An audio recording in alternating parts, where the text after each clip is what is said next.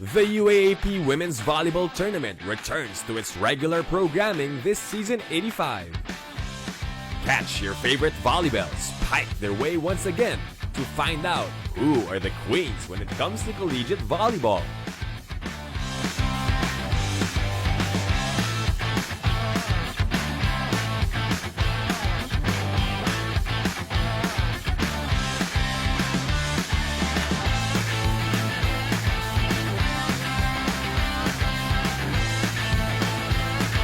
Watch it live every Wednesday, Saturdays, and Sundays starting February 25.